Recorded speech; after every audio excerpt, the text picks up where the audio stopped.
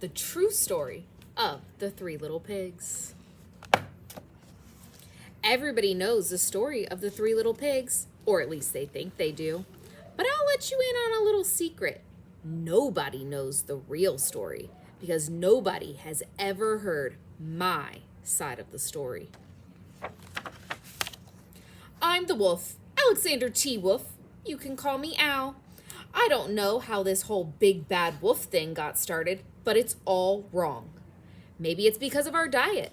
Hey, it's not my fault wolves eat cute little animals like bunnies and sheeps and pigs. That's just the way we are. If cheeseburgers were cute, folks would probably think you were big and bad too. But like I was saying, the whole big bad wolf thing is all wrong. The real story is about a sneeze and a cup of sugar. This is the real story. Way back in Once Upon a Time, I was making birthday cake for my dear old granny. I had a terrible sneezing cold. I ran out of sugar. So I walked down the street to ask my neighbor for a cup of sugar. Now, this neighbor was a pig, and he wasn't too bright either. He had built his whole house of straw. Can you believe it? I mean, who in his right mind would build a house of straw? So, of course, the minute I knocked on the door, it fell right in.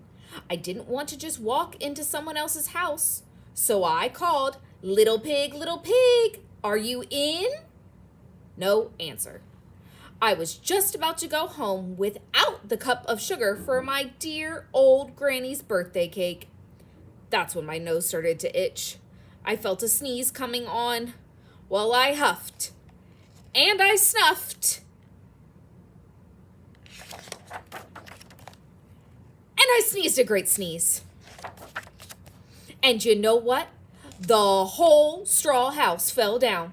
And right in the middle of the pile of straw was the first little pig, dead as a doornail. He had been home the whole time.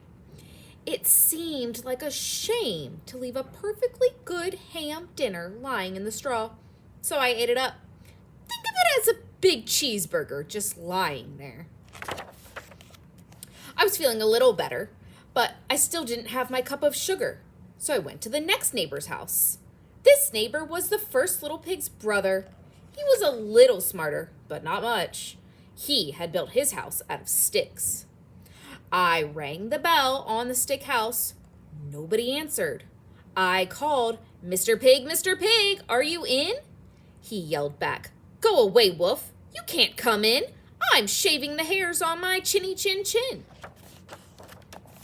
I had just grabbed the doorknob when I felt another sneeze coming on. I huffed and I snuffed and I tried to cover my mouth, but I sneezed a great sneeze. And you're not going to believe it, but this guy's house fell down just like his brother's. When the dust cleared, there was the second little pig, dead as a doornail. Wolf's honor. Now, you know food will spoil if you just leave it in the open. So I did the only thing there was to do. I had dinner again. Think of it as a second helping. I was getting awfully full, but my cold was feeling a little better. And I still didn't have that cup of sugar for my dear old granny's birthday cake. So I went to the next house. This guy was the first and second little pig's brother. He must have been the brains of the family. He had built his house out of bricks. I knocked on the brick house. No answer. I called, Mr. Pig, are you in? And do you know what that rude little porker answered? Get out of here, wolf. Don't bother me again. Talk about impolite. He probably had a whole sack full of sugar. And he wouldn't give me even one little cup for my dear sweet old granny's birthday cake. What a pig.